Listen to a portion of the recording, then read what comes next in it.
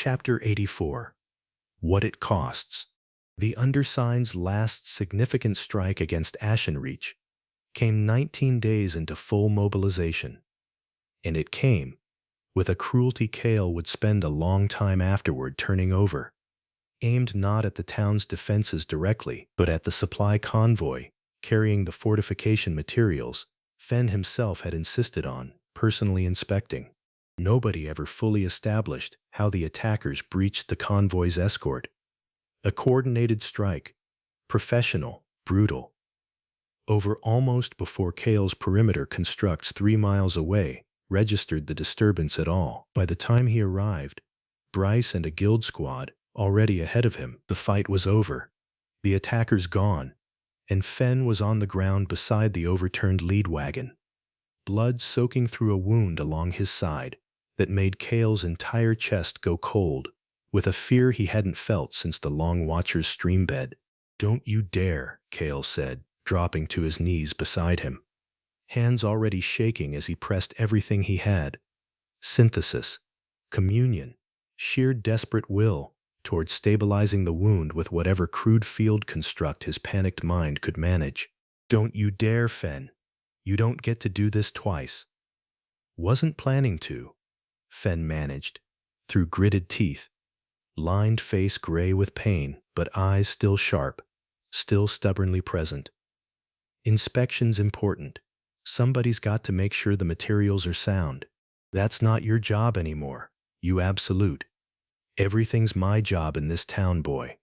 Has been for 20 years.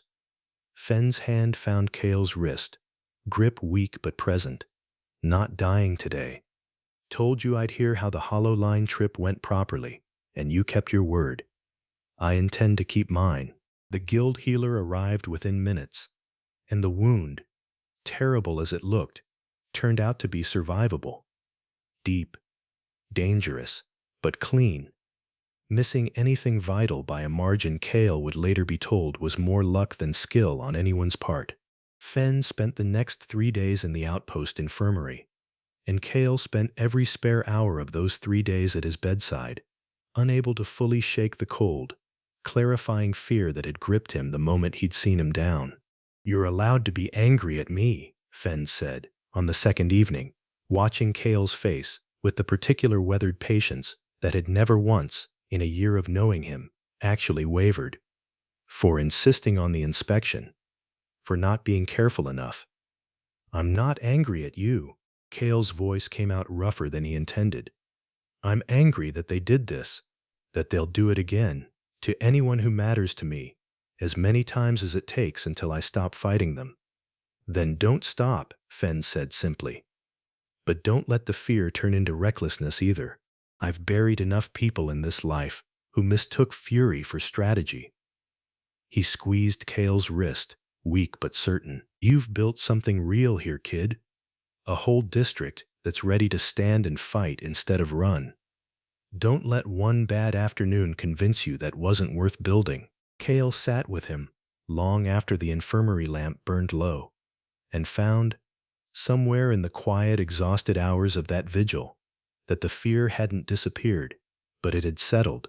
No longer a wild, cold panic, but something steadier, something that looked, when he examined it honestly, far more like resolve. "Operator," Ashen said quietly, once Fen had finally drifted into real sleep, breathing steady, out of danger. "I want to say something, and I want you to hear it plainly. This is precisely the cost the undersigned intend for you to fear. They do not need to defeat you directly. They only need you to become so afraid of loss that you stop being willing to act. Do not give them that." "I won't," Cale said, quiet and absolutely certain, watching Fen's steady breathing in the low infirmary light. "I'm going to finish this. For him. For all of them." Chapter 85. The Trail Sharpens. Fen's recovery, slow but steady, gave the whole district something to rally around in a way Cale hadn't expected.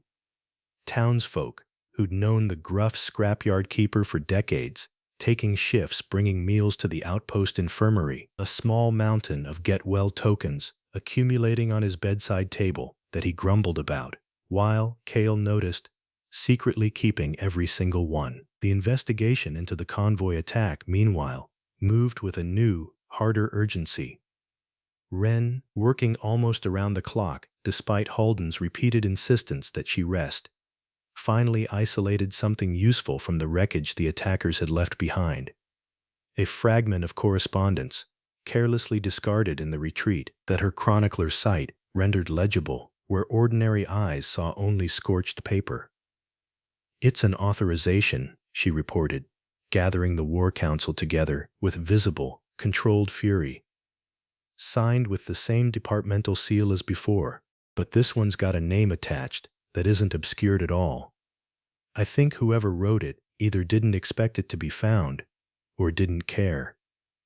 She set the fragment down on the table. 3 words, clear even to Cale's untrained eye.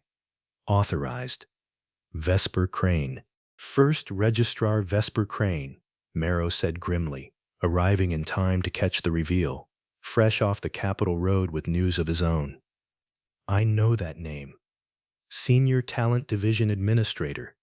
Officially responsible for archive classification standards. Officially entirely unremarkable. I've had Capitol investigators quietly looking into anyone connected to Dre's old resource allocation office for weeks, and Crane's name kept surfacing at the edges without ever quite becoming central enough to justify direct action." His jaw tightened. "This changes that considerably." "You think Crane's the one running the undersigned?" Bryce asked. "I think Crane's much higher in the structure than the auditor was willing to admit," Marrow said. "Whether Crane is the top of it, or simply another careful layer protecting someone higher still, I genuinely don't know yet. But an authorization this direct, this reckless, tells me something important. Whoever's making these decisions is running low on patience. That's dangerous.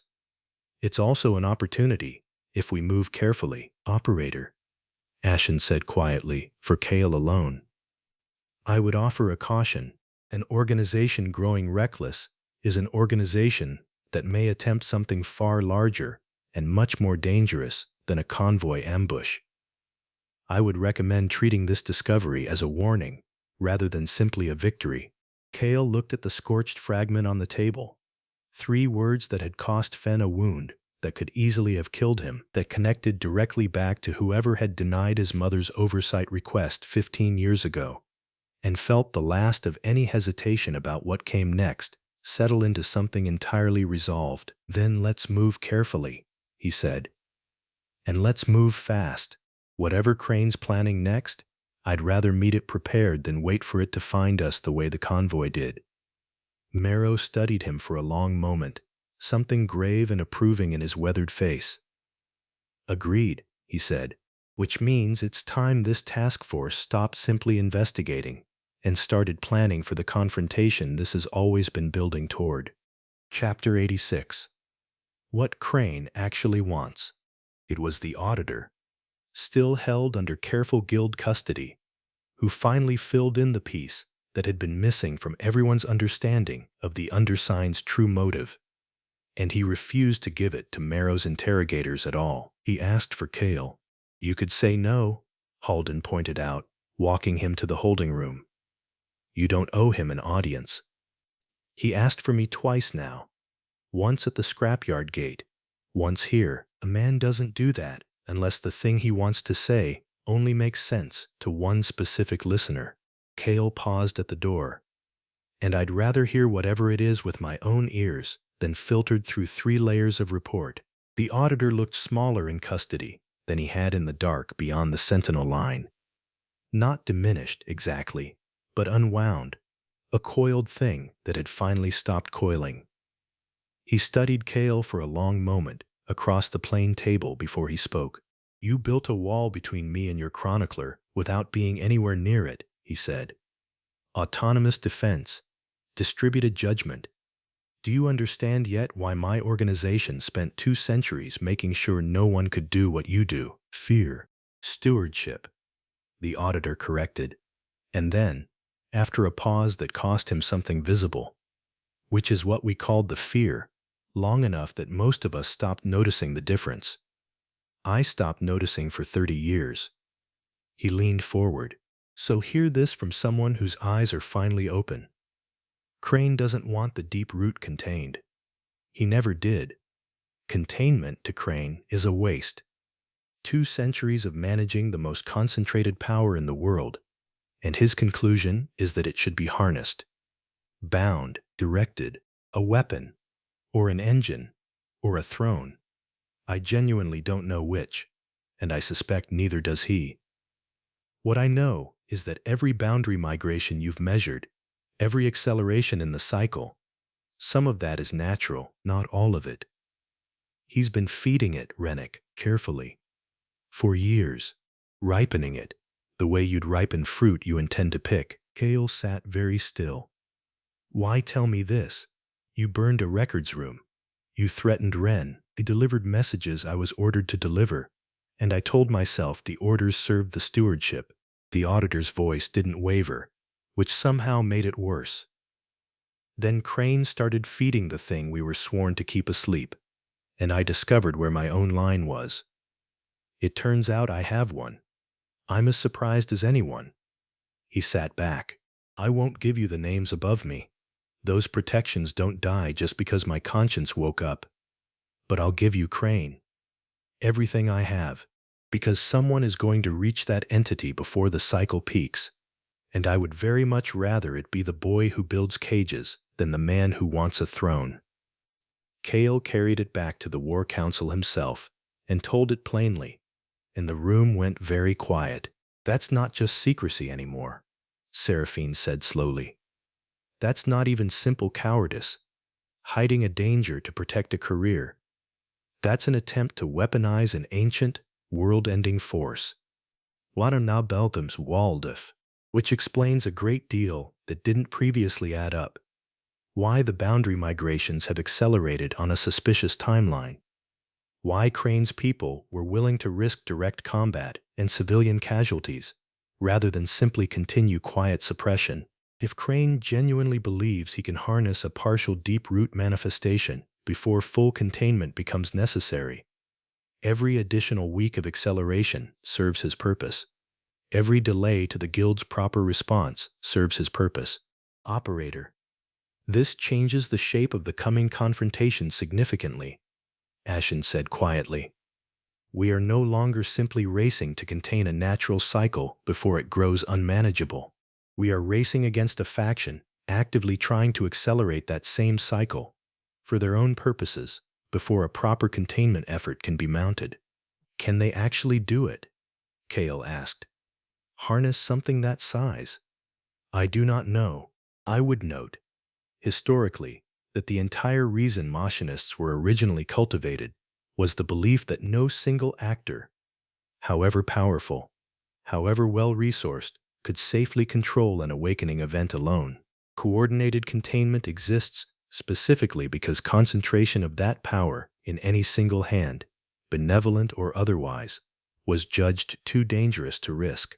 If Crane believes he has found a way around that historical judgment, I would treat that belief as either extremely reckless or evidence that he knows something the rest of us do not. Either way, Kale said, we can't let him try. Marrow nodded slowly. Agreed, which means our timeline just compressed considerably. We're no longer simply preparing a defense for whenever the deep root's natural cycle completes. We're preparing to prevent Crane from reaching it first, and to be ready for full containment regardless if he succeeds in accelerating the timeline before we're fully positioned to stop him. Kale looked around the War Council. Wren, pale but resolute. Bryce, jaw set with the particular determination he'd carried since Fenn's injury. Seraphine, already calculating logistics with the same fluency she'd brought to every crisis so far. Halden and Marrow, grim and steady, carrying the weight of an entire kingdom's unprepared institutions on their shoulders, and felt the shape of the final stretch of this fight settle, finally, into something he understood completely. Then we'd better move faster than he expects, he said, because I don't think Crane's planned for a district that's already spent a year quietly getting ready for exactly this. Chapter 87. Crane's Gambit. The warning came 3 days later from the auditor. Making good, faster than anyone had expected, on the side of his own conscience he'd chosen in that holding room. Crane's moving personally, he said. Tonight, he's assembled a small team, capital trained, much more dangerous than anything you faced from us so far. And he's heading directly for the Ashwood Deep's hollow line. He means to attempt some kind of direct ritual contact with the deep root itself, using methods my organization has kept sealed away for 2 centuries, specifically because they were judged too dangerous to ever use. He met Marrow's eyes, something like genuine fear underneath the professional coldness. I don't fully understand what he's planning. I know it's reckless enough that even people inside my own organization tried to talk him out of it, and failed. There was no time for careful, deliberate planning. Cale, Bryce, Seraphine, Tamsin, and a full guild strike team assembled within the hour, racing for the tree line under a moon barely bright enough to light the trail. Wren's chronicler sight the only thing keeping them oriented through terrain that seemed, with every mile, to grow more wrong around them. They found Crane's team at the hollow line's very edge, a ritual circle already half constructed from materials Cale didn't recognize. Ancient, humming with an aether signature that made his own chest ache just standing near it. You're too late to stop this properly, Crane said, not looking up from his work, unhurried in a way that made Cale's skin crawl. He was older than Cale expected, silver-haired, precise, the kind of man who looked like he'd spent his entire life being quietly, comfortably right about everything. But you're welcome to watch. I suspect you'll learn something useful, even in failure, Ashen. Can we stop this? I do not know the full mechanism of what he's attempting. I would recommend disrupting the ritual circle's structural integrity before further calculation. Sometimes the correct response to an unknown danger is simply to break it before it finishes forming. Cale didn't hesitate. He dropped low, aether already surging, and threw everything Tier 4 had taught him into a single, focused strike. Not a construct this time, but a direct, violent disruption of the ritual circle's carefully arranged materials, scattering ancient stone and warped metal in every direction before Crane's working could complete. The reaction was immediate and far worse than Cale expected. A violent, ground-shaking shudder that rippled outward from the broken circle, the hollow line's warped trees convulsing in unison, and somewhere deep in the gloom beyond, the vast, patient shape they'd glimpsed months earlier stirred, fully, for the first time. System notification. Critical event. Deep root awakening event threshold reached. Cause: forced disruption of active ritual contact. Cycle acceleration confirmed. Estimated time to full manifestation: days, not months. Crane, staggering back from the ritual site's collapse, looked at Cale with something between fury and, unexpectedly, grim satisfaction. You just did exactly what I needed, he said. I couldn't complete the contact myself, but you've triggered the awakening regardless, much faster than my own working ever would have managed alone. Congratulations, machinist. You've just started the very crisis you've spent a year trying to prevent. He was gone into the warped tree line before anyone could stop him. And Cale, standing in the wreckage of a broken ritual circle with the ground still trembling beneath his feet, understood, with total, cold clarity, that whatever time they'd thought they had left had just run out completely. Chapter 88. Days, not months. They made it back to Ashenreach by dawn, exhausted, shaken, and Marrow, reading the full account of what had happened at the hollow line, didn't waste a single moment on recrimination before pivoting entirely to the work ahead. Crane's actions accelerated the timeline, he said, gathering every available hunter, awakener, and guild officer into the outpost's largest hall within the hour. That's done. There's no undoing it now, and I won't spend a single minute of the time we've got left assigning blame for a decision made under impossible circumstances. What matters now is this. We have days, not months, to complete a defense this district has been building for the better part of a year. We move faster than we've ever moved. We move together, or we don't move at all. The next 3 days passed in a blur Cale would only fully piece together afterward. Fortification lines completed ahead of schedule. Every awakener in the district drilled into position, supply stores distributed, evacuation routes for the town's most vulnerable residents finalized and rehearsed. Cale himself barely slept, splitting every waking hour between synthesis drills pushing toward whatever lay beyond Tier 4 and strategy sessions mapping out exactly how a coordinated defense against something the size of a chapel, still growing, might actually function. "You're pushing too hard," Seraphine told him on the second sleepless night, finding him at the workbench with hands that had started, faintly, to shake from sheer exhausted overuse. "Ashen would tell you the same thing if you were listening to it as carefully as you should be." "She is not wrong, operator. I have said as much 4 times in the past 6 hours alone." "I know. I just don't know how to stop, with the clock running this fast." Seraphine sat down beside him, gentle but firm, and took the half-finished construct out of his shaking hands. "Then let someone else carry part of it, for one night. You've spent a year building a district that doesn't need you to do everything alone anymore. Prove you actually believe that, instead of just saying it." Cale sat with that, exhaustion and fear both warring against a stubborn instinct to keep working regardless, and found, finally, that she was right. He let his hands go still. He let the workbench sit, for one night, exactly as unfinished as it was. "What if it's not enough?" he admitted quietly, into the dark. "Everything we've built. What if it's still not enough, against something that size?" "Then we'll have given it everything we had anyway," Seraphine said, "which is far more than most people ever manage, against anything." "I don't know if it's enough either, Cale. Nobody does. That's what makes it brave instead of certain." "She is, again, correct," Ashen said quietly. "Operator. I have spent 200 years waiting for an operator capable of this work. I have watched you build, patiently, methodically, everything the historical fragments describe as necessary for genuine containment. I cannot promise you certainty. No record I possess ever could.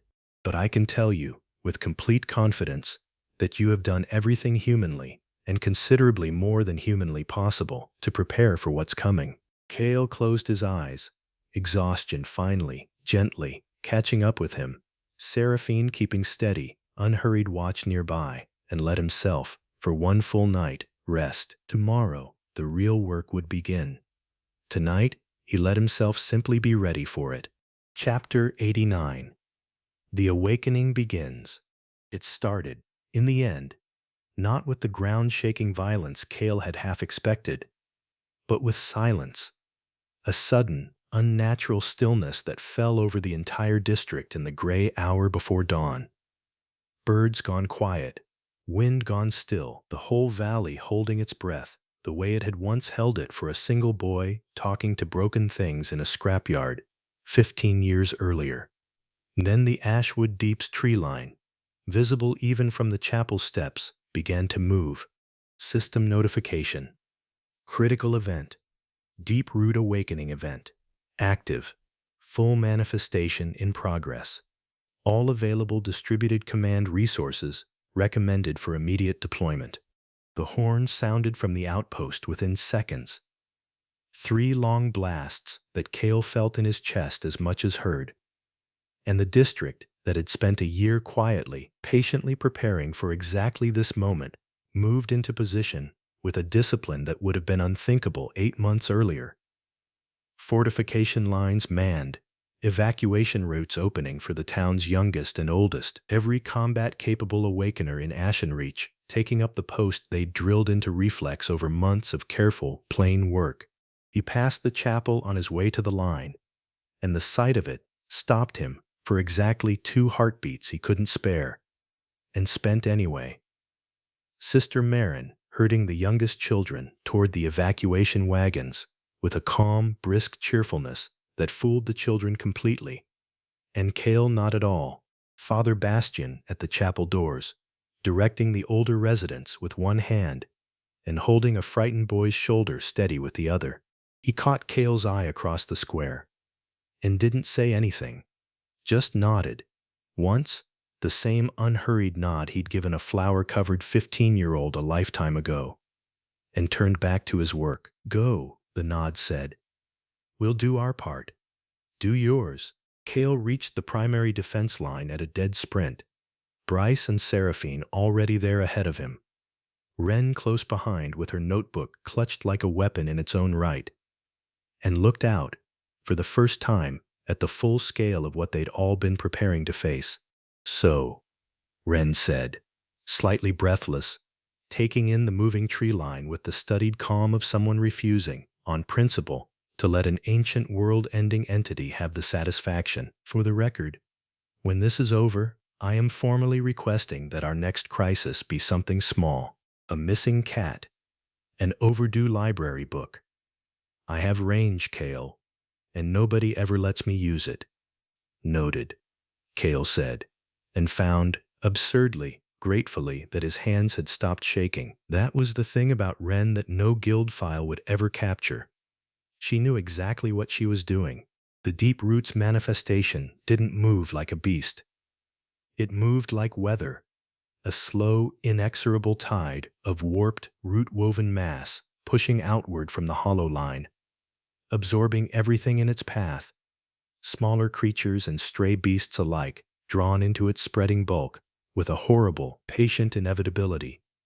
The whole forest ahead of them transforming, mile by mile, into something no longer entirely forest at all. Down the line, someone's nerve broke. A young hunter from one of the reinforcement districts, barely older than Kale, spear rattling audibly against his own breastplate. And Tamsin, without even looking away from the tree line, put a steadying hand on the boy's shoulder and said, in the flattest, most matter-of-fact voice imaginable, "Breathe. It's slower than it looks. Slow things can be planned for, panic can't." The rattling stopped. Kale filed the moment away the way he filed everything. That's how you steady a line, not with speeches, with arithmetic. And turned back to his own work. "Formations." Holden's voice carried across the defense line, steady despite everything. "Hold the perimeter, protect the fallback points, and trust your training." Kale dropped into position at the line's center, Ashen's presence steady and focused behind his ribs, and reached for the full weight of everything Tier 4 had built toward. Not a handful of constructs this time, not even the dozens he'd commanded at his best, but the entire accumulated arsenal of a year's patient work, scrap and deep-forged metal, and every scavenged material the district's fortification effort had gathered, rising in a wave to meet the advancing tide. It was, some distant, cataloging part of his mind noted, the single largest thing he had ever attempted. Hundreds of constructs answering at once, from the beetle-sized latch cutters that had once untied Pell's bootlaces, to the wagon-sized fortification frames Fenn's apprentices had spent weeks helping him assemble. Every generation of a year's stubborn work rising out of the earth together. And every single one of them, no matter how new or how crude, listening. System notification. Distributed command engaged at maximum current capacity. Warning. Sustained operation at this scale exceeds all previously tested thresholds. Proceed with extreme caution. "Understood," Kale said, out loud, to nobody and everybody at once, watching his own creation, the largest, most coordinated swarm he had ever attempted, rise to meet the advancing mass of root and stone. "Let's hold this line." The first wave of the Deep Roots advance hit the district's defenses 40 seconds later, and the ground itself seemed to shudder with the impact. Chapter 90. The full weight. The next hour was, Kale would think later, the closest thing to a single continuous heartbeat he'd ever experienced. No clean beginning or end to any individual moment, just an unbroken roaring rhythm of coordinated defense that left no room for anything except the next decision and the one after that. Bryce held the eastern flank with a squad of spear-trained hunters, driving back smaller root-woven offshoots that broke free of the main advance. His own growth over the past year evident in every controlled, economical strike. Seraphine's wind affinity carved clean lines through the choking spore mist the advancing mass exhaled, buying visibility and breathing room for the hunters fighting blind in its wake. Tamsin's arrows found gaps in the creature's shifting bulk that nobody else could have spotted. Each shot placed with the patient, unhurried precision of someone who'd spent a lifetime learning exactly where a target's weakness actually lived. It wasn't enough. Cale understood that within the first 20 minutes, the way you understand a gear train is failing before any single tooth actually breaks. Not from any one collapse, but from the arithmetic. The western fortification line lost 3 feet, then regained 2, then lost 4. A root-woven offshoot, the size of a cart, punched clean through a barrier section his constructs had reinforced twice already. And it took Bryce's entire squad, plus a dozen of Cale's heaviest frames, to drive it back and seal the gap. And the whole time, the main mass behind it kept coming. Patient, unhurried, spending its smaller pieces the way a rich man spends coins. "It doesn't get tired," Joran bellowed from the western section, voice raw. "We do. Somebody tell me the plan accounts for that." The plan did not account for that. Cale, splitting his attention across 200 constructs and a mile of contested line, felt the shape of the failure arriving before it happened.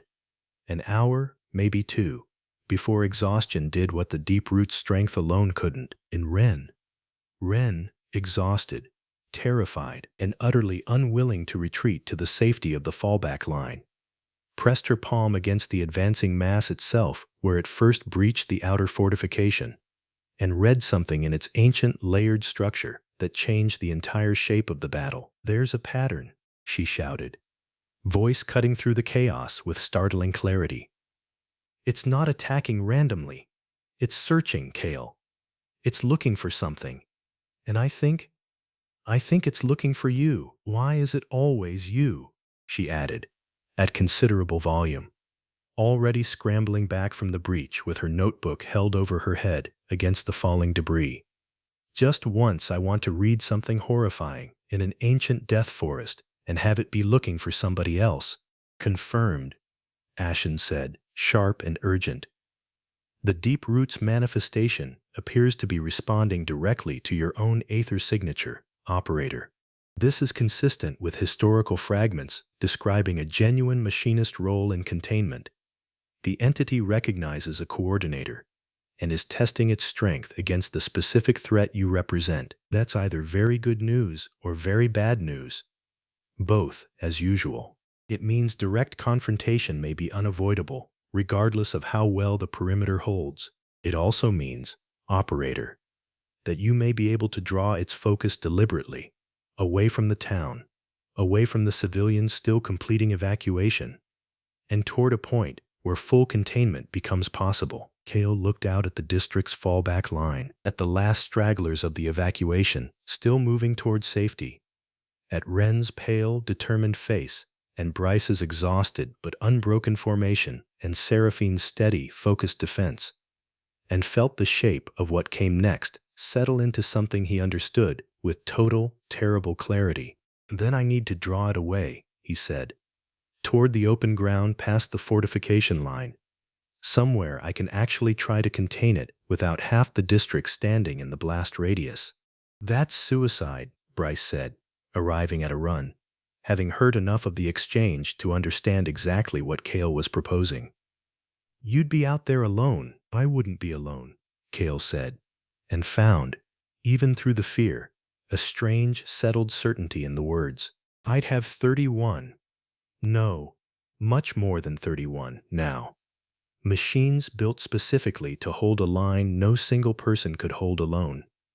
I'd have everything I've spent a year building toward exactly this moment." He looked at Bryce, at Ren, at Seraphine, arriving beside them with her own exhaustion written plain across her face. "I need you to hold the perimeter. I need the town safe, and I need you to trust that this is what all of it was for." Nobody argued. Not because they weren't afraid. Cale could see the fear in every one of their faces, matching his own. But because, after a year of patient, unglamorous, extraordinary work, they understood, all of them, exactly what this moment had always been building toward. "Go," Seraphine said, quiet and fierce, gripping his hand once, hard, before letting go. "We'll hold the line. Come back to us." Cale nodded, turned toward the open ground beyond the fortification, and ran to meet the full weight of everything the past year had prepared him for. Chapter 91. The Turning Point. The open ground beyond the fortification line had once been Miller's Field, the same fallow farmland where a duskhound pack had nearly killed him a lifetime ago, where he'd first learned exactly how much a boy with the right stubbornness and the wrong reputation could actually do under pressure. Standing at its center now, watching the deep root's full, vast bulk turn its slow, patient attention toward him, Cale found the symmetry of it almost unbearable. Drawing it here had been the easy part, in the end. Terrifyingly easy. He'd simply stopped masking his own aether, let it flare wide and unmistakable across the open field, and the searching mass had turned toward him the way a compass needle turns north. Without hesitation, without hurry, with the absolute, patient certainty of something that had been looking for exactly this signature for longer than Cale had been alive. "It is disengaging from the fortification line," Ashen confirmed. And beneath the clinical precision, Cale could hear the same thing he felt. Relief and dread arriving in the same breath. "The town is out of its path. You are now its entire path. I want to confirm you understood that before it arrives." "I understood it when I made the plan." Understanding a plan and standing inside it are different experiences, operator. I have watched the difference break people before. I am telling you now, while there is still a moment to say it. Whatever happens in the next hour, you did not choose this selfishly, and you are not standing here alone. Now, it is time to work. System notification. Direct engagement confirmed. Deep root, full manifestation. Estimated rank. Exceeds standard classification scale. Recommend. Containment, not destruction.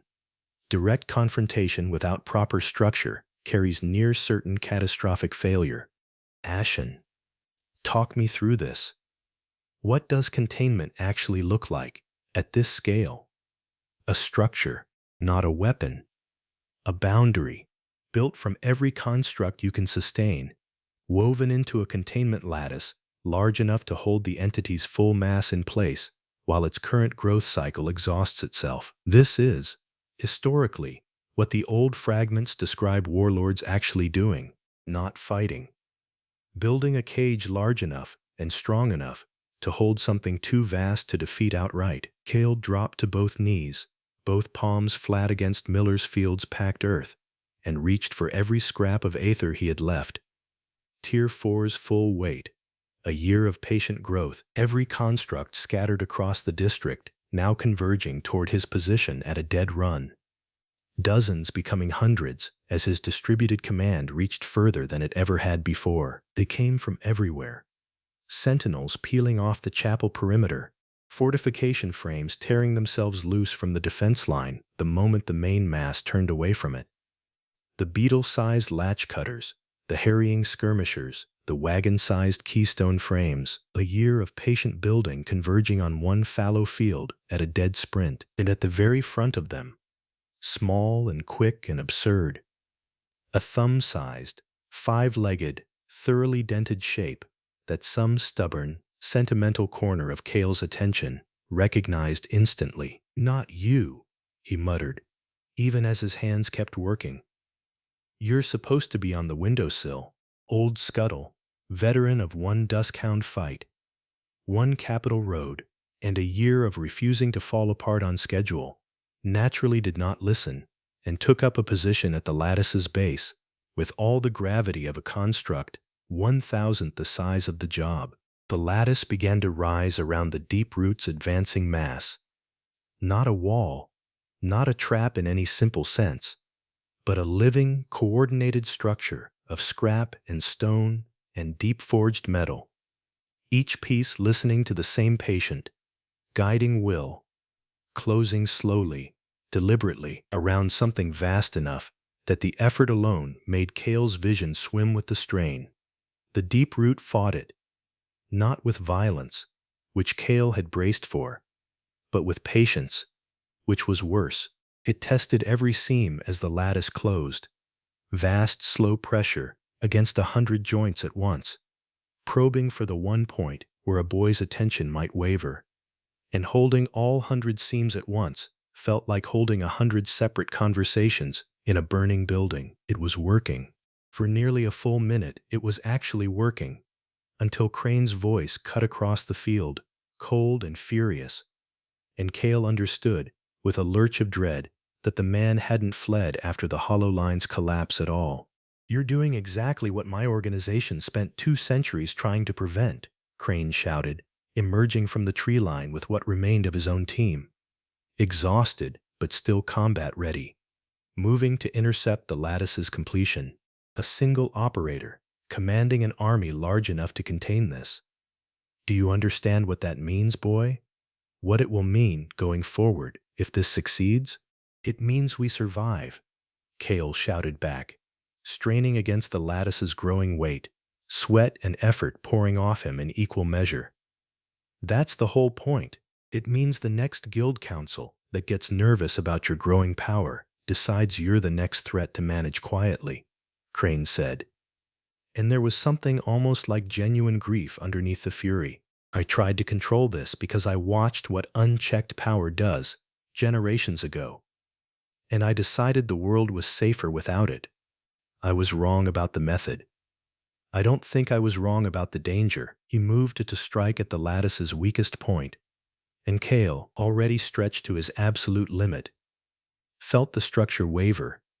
One more disruption, one more blow at exactly the wrong moment, and a year of careful, patient work would collapse entirely, with the entire district standing exposed behind it. "Operator, I cannot hold this for you. This decision has to be yours, now, faster than I can advise you through it." Kale looked at the wavering lattice, at Crane closing the final distance, at the vast, patient weight of the deep root testing every seam of the structure holding it, and made the only choice that had ever actually been his to make. Chapter 92. The Warlord's Choice. He couldn't hold Crane off and finish the lattice both. Ashen had said as much, plainly, and Kale understood, with total clarity, that there was only one version of this moment where the district survived intact. He let Crane through, not carelessly. He directed every construct he could spare toward slowing the man's advance, toward buying seconds rather than victory. But the full weight of his own effort, everything Tier 4 and a year of patient growth could offer, went instead into the lattice itself, pouring past every safe threshold Ashen had ever warned him about, past the point where his own body's warnings turned from ache to genuine alarm. System notification. Wean ring. Aether reserve critical. Continued output at current rate carries severe risk of permanent harm. Operator has exceeded every previously recorded safety threshold for this class. "I know," Kale said, out loud, to the warning, to Ashen, to himself. "Do it anyway." The lattice closed, fully, finally. A structure vast enough to hold something the size of a chapel, still growing, drawing on every construct he had built in a year of stubborn, patient, unglamorous work. And the largest of them, a construct he'd built specifically for this battle in the desperate hours before dawn. A great, articulated keystone shape, holding the lattice's most critical seam, took the full brunt of the deep root's final testing surge directly, and did not hold. It shattered, all at once, sacrificing itself completely to buy the lattice around it one final, crucial moment of stability. And in that same instant, Crane's blade, already committed to its strike, found nothing but empty air where Kale had been standing a half-second earlier because the last of Kale's own strength had gone not into dodging, but into completing the containment, and his knees had simply, finally, given out beneath him. Crane recovered fast. A man that dangerous always did, but the field itself no longer belonged to him. Every construct Kale had spared for delay converged at once, wire and scrap and locking cable, and though Crane cut his way clear of them with brutal, desperate efficiency, he did not come out of it whole. Kale heard rather than saw the moment it ended. A hiss of pain, a wet stagger, and then Crane's voice, one last time, from somewhere near the tree line, ragged and almost unrecognizable. "This isn't finished, Rennick." "No," Kale agreed, too exhausted to raise his voice, not needing to. "But this part is." He didn't hear Crane leave. By then, honestly, he'd stopped listening. He went down hard.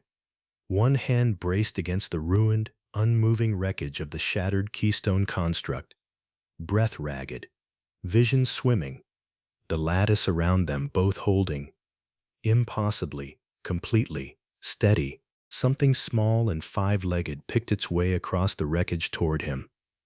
Old Scuttle, dented past all reason, carrying a fresh new score across its casing, and stubbornly, absurdly, still functional, and climbed onto the Keystone's shattered housing beside his hand, and simply sat there, the way it had sat beside him on 100 quieter evenings, keeping him company while the world reassembled itself. "Yeah," Kale managed, to the little construct, to the ruined Keystone under his palm, to all of it. "Yeah, me too." System notification. Containment achieved. Deep root manifestation successfully contained. Structural integrity. Stable. Extreme circumstance. Evolution threshold reached. Class rank reassessed. Machinist. A rank to an S rank. Trial of will. Complete. Provisional branch confirmed. Full evolution achieved. Weemending. Permanent alteration detected. Aether channel scarring. Left hand and forearm. Output exceeded structural tolerance during containment. Direct channel capacity through the affected pathway is permanently reduced. This damage will not heal. It was also, for the record, the price of everything now standing. Data fully restored. Warlord. He barely registered the word. Exhaustion crowding hard at the edges of his vision. One hand still resting on the unmoving construct he'd just watched give everything it had. Somewhere up the slope, past the fortification line, he could hear voices. Bryce's, hoarse with relief and disbelief. Seraphine's, sharp with fear turning, syllable by syllable, into something else entirely. And then, cutting clean through all of it, Wren's voice, carrying across the field with a fierceness that reached him, even through the ringing exhaustion in his own ears. Not his name, not anymore, not in this specific moment. 2 syllables, the word the corrupted fragment had been holding, patiently, for months, waiting for him to actually earn it. Warlord. Kale, kneeling in the settling dust of Miller's Field, one hand on a machine that had given everything to get him here, looked up toward the sound of people who loved him, running to close the distance. And, for the first time since a resonance lamp had once sputtered a dim, humiliating light over his head, understood exactly, completely, who he had become. He set the ruined construct down, carefully, the way you set down something that had mattered. And then, finally, he let himself stop holding everything up alone, and let his friends reach him. Chapter 93. What the Lattice Held. He woke, hours later, in the outpost infirmary for what felt like the 100th time in a year, and found the room far fuller than usual. Wren asleep in a chair pulled right up against his cot, Bryce standing sentry by the door, with his spear across his knees, despite Holden's repeated insistence that the danger had passed. Fen, still favoring his own healing wound, seated stubbornly at the foot of the bed, like he had no intention of being anywhere else. "You're an idiot," Ren said, the moment his eyes opened, voice thick with exhaustion and relief in equal measure. "A genuine, certified idiot, exceeding every safety threshold Ashen ever gave you. And I love you. And if you ever do that again, I will personally build a construct just to hit you with it." "Noted," Kale managed, throat raw. "Did it hold?" "The lattice?"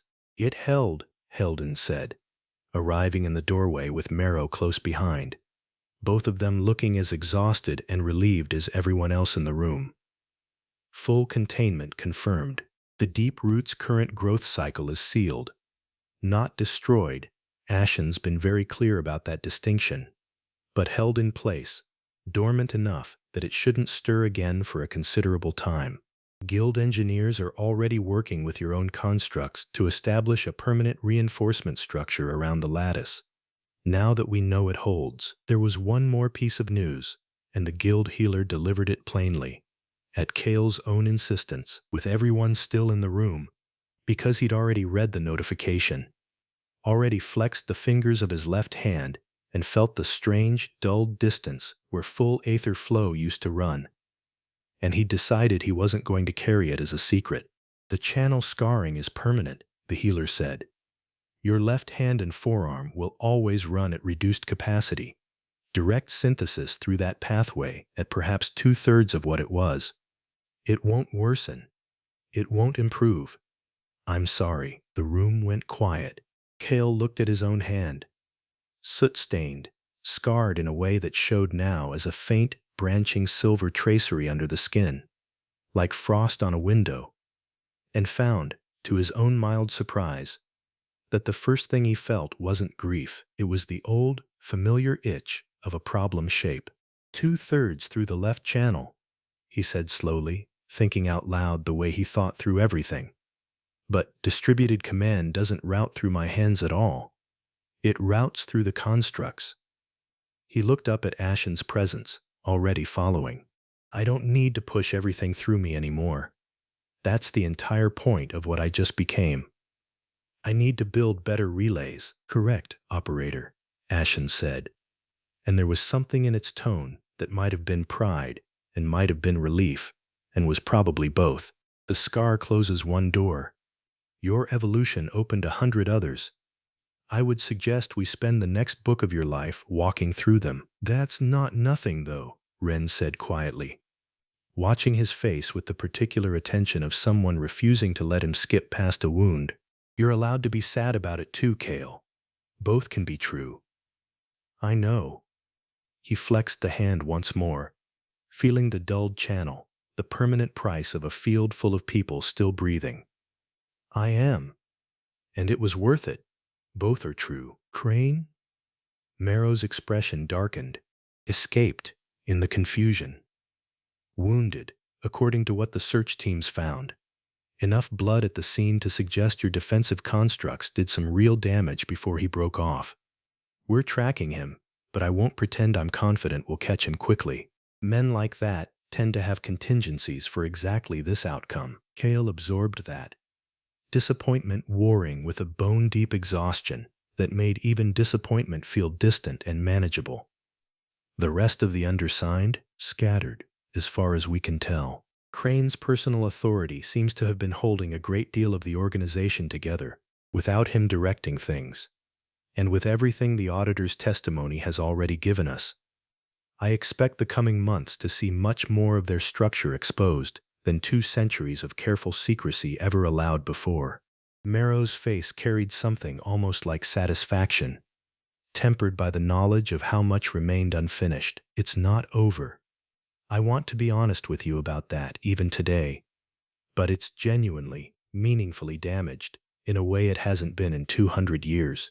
Seraphine came in a little while later, once the room had thinned out on its own, and sat carefully on the chair beside the cot. "You scared me," she said, once they were alone, sitting carefully on the edge of the cot. "More than the Duskhound Alpha, more than the Long Watcher. I watched you disappear into that field alone, and I didn't know if—" She stopped, steadying herself. I don't ever want to watch that again. I don't especially want to do it again, Cale admitted. But it worked. Everyone's safe. The town's safe. I know. She sat back, steady despite the exhaustion still visible in every line of her. I'm allowed to be grateful and terrified at the same time. I checked. Ren confirmed it's a completely normal reaction.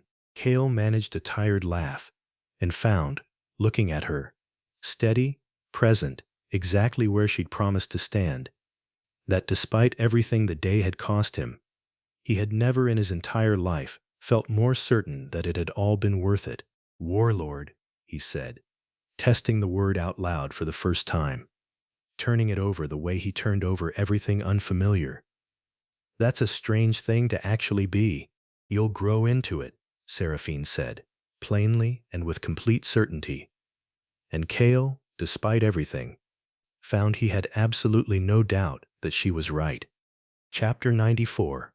What Ashenreach Remembers. The town held its grief and its celebration in the same breath, the way Cale had come to understand small places often did. A memorial service for the 3 hunters lost in the battle's opening hour, held the same week as a market square gathering that stretched long into the evening, equal parts mourning and relief. Because both, Father Bastian said plainly from the chapel steps, deserved their proper room. We do not celebrate because the cost was small, he told the gathered crowd. Cale standing near the back with Ren and Bryce on either side, exactly the way he'd once stood on an awakening platform, feeling entirely alone. We celebrate because the cost, terrible as it was not total, because a town that could have been lost entirely still stands. Because the people we lost defending something worth defending, and that is not nothing, even in grief. Cale visited the memorial stones privately the following morning, alone except for Ashen's quiet presence, and read each name carefully. A guild hunter from the Eastern Reinforcement Column, 2 of Joran's own long-serving squad, and felt the weight of them settle into him permanently, the way every cost of this past year had, one careful, remembered name at a time. I keep thinking, he said quietly, that if I'd been faster, stronger, sooner, maybe, operator. I want to stop that thought before it takes root, because I have watched it take root in other operators, in fragments of history I retain, and I have watched what it does to them. Ashen's tone was gentle but entirely firm. You held a containment lattice large enough to save an entire district at a cost that nearly killed you, having built the capability to do so from nothing in less than a year. The alternative to faster, sooner was not a bloodless victory. It was very likely no victory at all. Grief and guilt are not the same feeling, even when they arrive together. I would ask you to feel the first, fully, and set down the second before it becomes something you carry unfairly. Cale stood with that for a long moment, the morning light settling gently over the fresh memorial stones, and found, slowly, that he could set at least part of it down. Thank you, he said quietly. You are welcome, operator, for what it is worth. I do not believe the 3 hunters we lost would want their memory carried as a weight that crushes the person who saved everyone else. I believe, if the accounts of the living who knew them are any guide, they would want their memory carried as a reason to keep building, carefully, toward a world where fewer names end up on stones like these. Cale looked out at the valley, the fortification lines still standing, gradually being converted into something more permanent under guild engineering direction. The black smudge of the Ashwood Deep, sitting quiet now, genuinely quiet, for the first time in over a year, and made, silently, a promise to every name on the memorial stones in front of him. He would keep building, whatever it cost, however long it took. That evening, the town's grief gave way, gradually, to something warmer. Ren organizing an impromptu gathering at the scrapyard that somehow expanded to include half of Ashenreach by nightfall. Bryce demonstrating, with visible pride, a spear technique he'd developed specifically during the battle's chaos. Fen holding court from a comfortable chair with a mug of something strong, telling anyone who'd listen about the boy who used to fix my clock tower gears, in a tone that made clear, without needing to say it directly, exactly how proud he was. Cale, standing at the center of it all, surrounded by a town that had once laughed at him and had since learned, slowly and completely, to trust him with everything that mattered, found that he had never, in his entire life, felt more thoroughly, unmistakably home. Chapter 95. The registry's new entry. The formal guild recognition came 3 weeks later.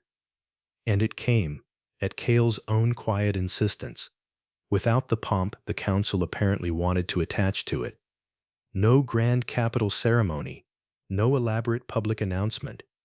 Just Marrow himself, traveling out to Ashenreach personally, reading the confirmation aloud in the same outpost back room, where so much of the past year's work had actually happened. Machinist, S rank. Confirmed and unrestricted, Marrow read.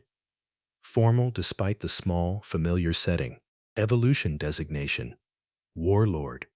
The first such classification entered into guild registry and recorded memory.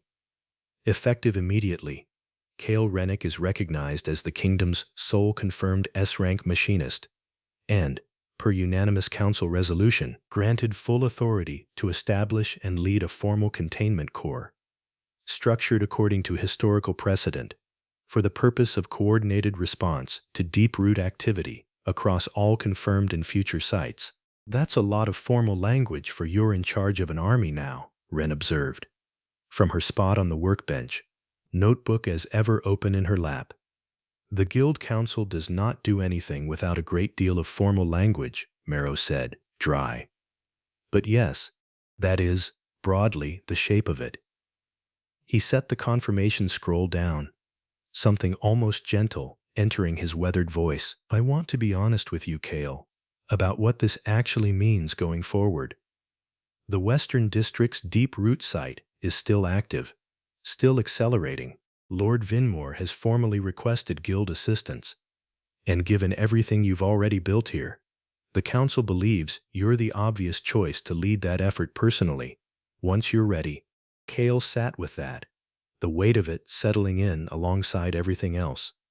A title he hadn't chosen, a role 2 centuries of history had been quietly, fearfully avoiding, now his to carry forward, however imperfectly. When?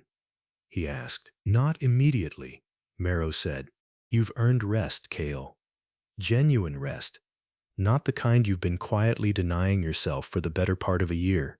The Western Site's timeline gives us some room, and I intend to make sure the council respects that room, rather than rushing you the way institutional fear nearly cost us everything here. He studied Cale for a long moment, but eventually, yes, this isn't a single district problem anymore, and you're not the kind of person who'd want to pretend otherwise, even if I offered you the comfortable lie. No, Cale agreed. I wouldn't. Ophelia and Corvina's letters, arriving within days of the formal announcement, carried the particular mix of pride and worry Cale had come to expect from family who'd only recently learned how to worry about him properly. Your grandmother has already begun planning a garden for whenever you next visit, Corvina wrote, on the theory that you will need somewhere quiet to simply exist between whatever enormous responsibilities the world keeps handing you. I have not told her this plan may need to wait far longer than she'd like. I did not have the heart. Enens humdi palong wo boor hath ford hin then Neil. Ileana's letter was shorter, and considerably more Ileana. S rank. Warlord. Congratulations, I suppose. Though I confess a small petty part of me is annoyed you've now outranked me before I've finished academy training.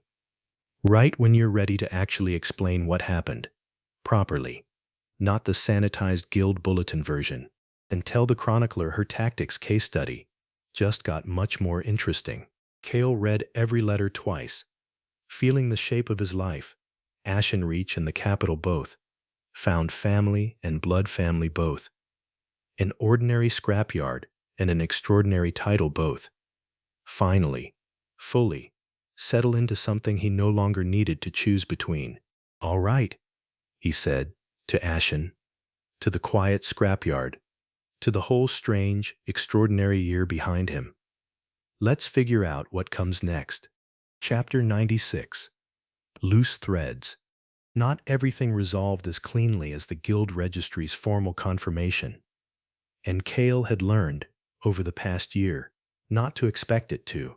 Dre was found 4 weeks later, in a small coastal town 300 miles from the capital, living under a false name that hadn't fooled the Guild investigators Marrow dispatched for more than a few careful days of surveillance. He surrendered without resistance, and, in a request that surprised everyone except, apparently Marrow, he asked to give his formal confession only if Cale Rennick was permitted to hear it in person. Cale went. Ren argued against it the entire way to the capital, and came along anyway. Osric Dre was smaller than Cale had built him up to be. In 15 years of imagining, a gray, tired man in a plain guild holding room, hands folded on the table, who looked up when Cale entered and studied him for a long, unreadable moment before speaking. "You have her eyes," he said, which was the second time in a year someone had told Cale that, and landed entirely differently coming from the man who'd signed the order that helped kill her. "I read every report she filed. I want you to know that. I read them, and I understood she was right. And I signed the denial anyway, because a man with a seal above his own authority told me to. And I wanted the career more than I wanted the argument." "Why confess now?" Cale asked. "You ran. You could have kept running." "Because I spent 15 years waiting for someone to pull the thread," Dre said simply. "Every year it didn't happen. The weight got heavier, not lighter. That's the part Crane never understood about secrets. He thinks they get easier to carry with practice. They don't. They just get quieter, right up until somebody like you comes along and makes them loud again." He slid a thick, sealed folder across the table. Names, dates, authorizations, 15 years of carefully hoarded insurance. "I can't give you your parents back. I can give you every thread I ever touched. Pull all of them." The formal tribunal took his full confession over the following week, confirming Crane's involvement from the beginning, confirming the departmental seal's authority, confirming everything Elena Solari had died suspecting. "That's not forgiveness," Cale told Halden, back in Ashenreach, once the tribunal had concluded and the long road home had given him time to sort out what he actually felt. Hearing him say it to my face, taking the folder. "I want to be clear about that. I don't forgive him." "Nobody's asking you to," Halden said. "Justice and forgiveness aren't the same thing, Cale. He's facing formal guild sanction for what he did, dismissal, restitution, a public accounting of the truth your mother died trying to establish. That's not absolution. That's just, finally, consequence." Crane himself remained at large, and Marrow was honest about the likelihood of that changing quickly. "Men like that build contingencies for exactly this outcome," he said, grim but not despairing. "We'll keep looking. The auditor's cooperation has already exposed far more of the undersigned structure than existed even a month ago. 6 mid-level operatives identified and removed. Resource allocation offices being restructured across 3 separate districts. It's not the clean ending anyone would prefer, but it's genuine, meaningful progress. And I intend to keep making more of it. I would add, for what it is worth," Ashen said quietly, once Halden had gone, "that 2 centuries of careful suppression rarely unravels completely in a single confrontation, however decisive.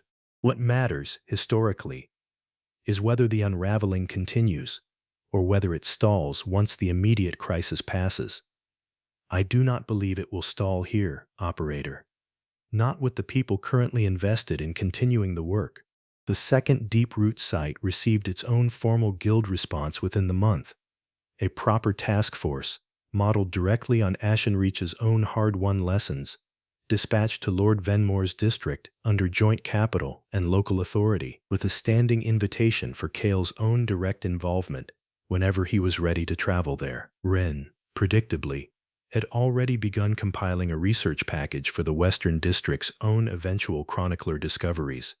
On the theory, she explained, that whoever awakens the class out there deserves better support than I got, stumbling through it alone, with a scrapyard full of half-broken theories. You didn't stumble through it alone, Cale pointed out.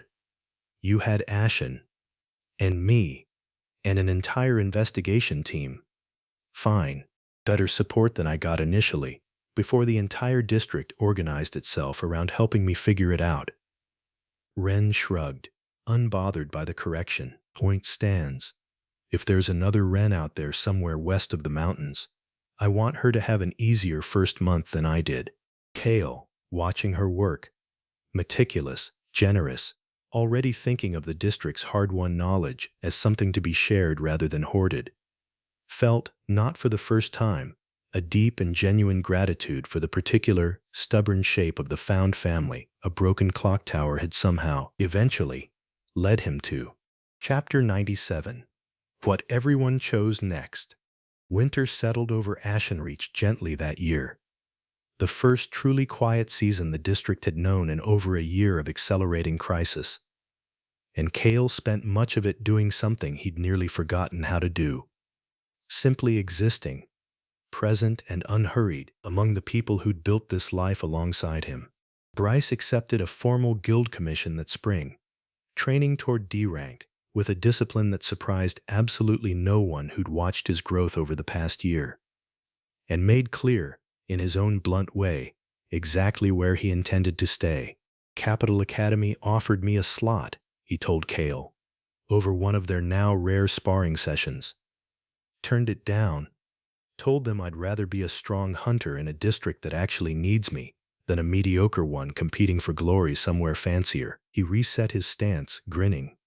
Besides, somebody's got to keep testing your formations. Can't let you get complacent just because you're technically a warlord now. None. Denner, quietly, without fanfare, was promoted to senior district administrator that winter. Recognition, Marrow said plainly, for the single most impressive piece of reconstructive record-keeping this guild has witnessed in a generation, and celebrated the honor by immediately requisitioning better shelving for the outpost's rebuilt records room. A decision Ren found so perfectly, quintessentially Denner, that she made him promise to let her write the official commendation herself, purely so she could include the shelving detail in the permanent record. Fenn's arm never grew back.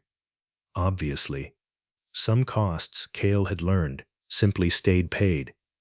But his scrapyard, once a quiet, overlooked corner of a quiet, overlooked town, had become something closer to a proper institution.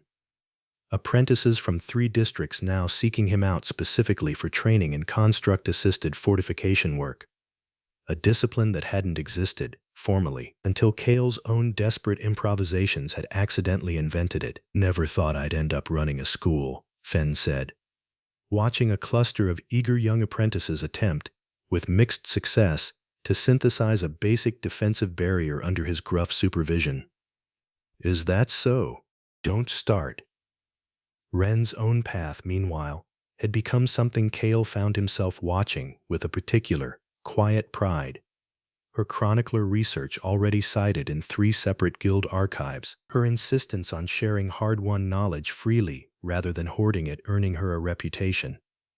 Across 4 districts now, as the person to consult whenever old, buried truths needed careful, patient uncovering. I keep thinking, she told him one evening, watching the scrapyard's newest apprentices practice under Fenn's watchful eye, that none of this happens if you don't accidentally awaken the worst class in town on the worst day of your life. That's a strange thing to be grateful for. I'm grateful for all of it anyway. She bumped his shoulder, the same easy, familiar gesture she'd offered him 100 times over the past year. Best worst day either of us ever had, honestly.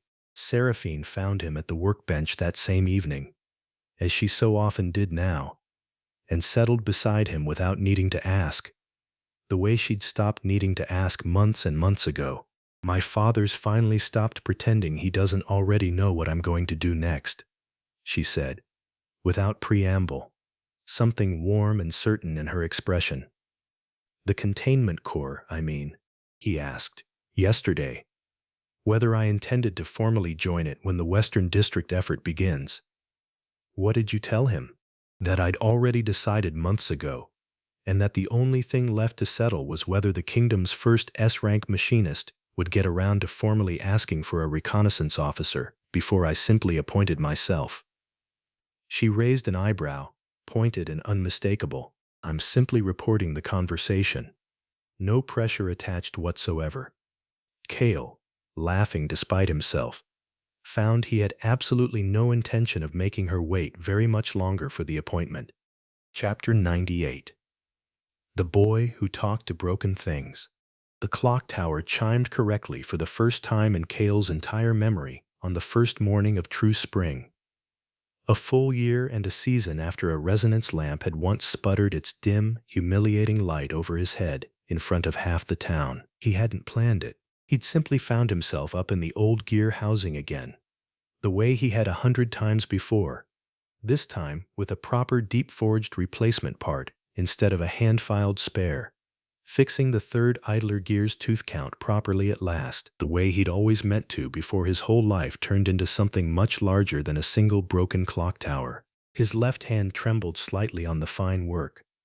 It did that now, on precision tasks, the scar's small permanent tacks. So he steadied it with his right, the way Fen had taught him to brace one-handed years before anyone knew why that lesson would matter, and finished the job anyway. The chime, when it finally rang out clean and true across the market square, drew a small, surprised crowd.